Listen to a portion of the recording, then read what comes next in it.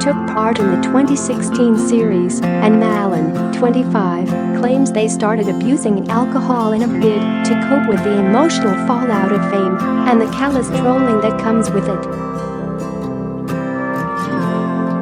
Sophie hated it. She was like, "Malin, I hate it. I'm always getting trolled. What do you do?" And we would drink, she would drink, go out and party.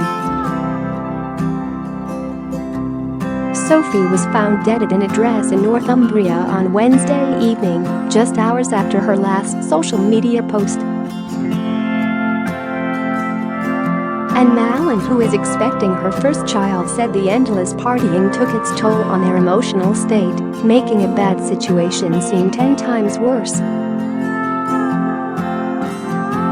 Read more. Rip Sophie Gradon. If you go out, you do drugs, mix cocaine with alcohol and the next day is a come down, Malin said, although she stressed she wasn't implying that Sophie had used drugs. "I can't say what she was doing because I don't have a clue. Even from alcohol, the come down the next day is like, F my life. If things are already bad, then they're going to be even worse, aren't they? They're magnified." Malin says that for Sophie, things reached their lowest point a year after the show, when the work was starting to die down.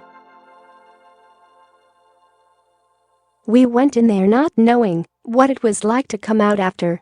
Me and Sophie are both very similar, and we were in a not very good place a year after the show, when work started to die down, when life kind of became normal again. It's like you're reaching a kind of high with TV. We were like, oh, what do we do now? Just go for a normal job, or what? What are we doing?" With Sophie, she'd always be like, "I'm getting old."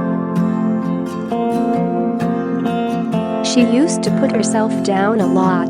And you've got to keep up this false image on social media trying to be happy, like, look at me, I'm advertising this brand and stuff, but deep down you might be broke and unhappy and you're going out, drinking alcohol every night.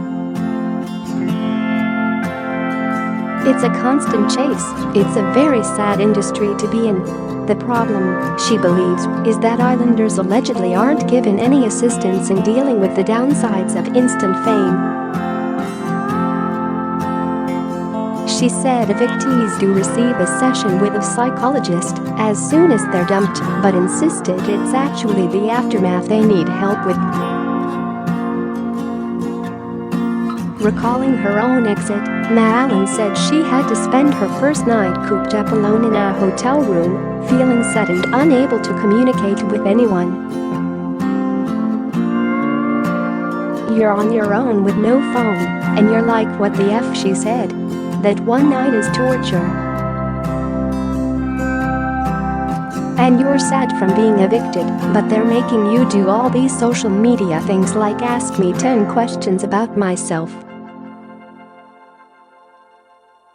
Once her exit aired, she was finally given her phone back and dropped off at the airport. "They're like, bye, and put you in Palma Airport, and you're on your own," she said.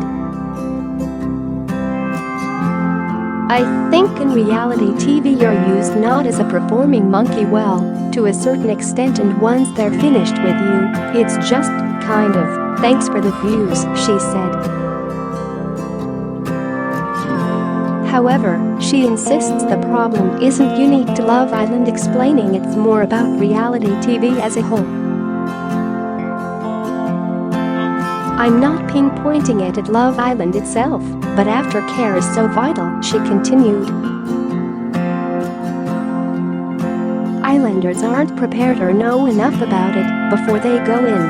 It's the same with any TV show, to be honest." Citing this year's contestant Haley Hughes, she continued, "They chose what to show of her to make her look stupid. Because she probably isn't, and she's got to deal with all these effing idiots tweeting her, trolling her on Instagram, and it could hit her. I got made out to be a snake. I'm not a snake at all. The editing is key because they show what they want the public to see. You go on Twitter and see all these opinions of people, these memes, and it's vile. To go from nothing to that is a shock to the system. Coming out of Love Island with 400,000 followers and you're like, oh, what the hell?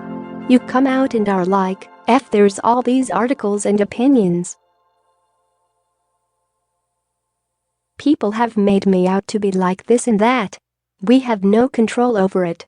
All we can do is put a tweet out or try to prove to others that we're not like that. And what kind of life is that when you're trying to prove to people that you're not something you've been shown to be? That's sad, that's pathetic. From Malin, she hit rock bottom following the death of her mom from breast cancer last year and credits her unborn baby with saving her. I was drinking a lot, I was going out a lot, and when my mom died I was like, F this, life is SHD, she said. This baby saved me to a certain extent because I have a reason, you know. Aftercare-wise, with any TV show I think there should be a follow-up a year down the line. It's not necessarily the show itself, I think it's the type of show. It's a reality show, it's a very popular show, and it's watched by millions. Your life changes. Mirror Online has contacted ITV2 for comment.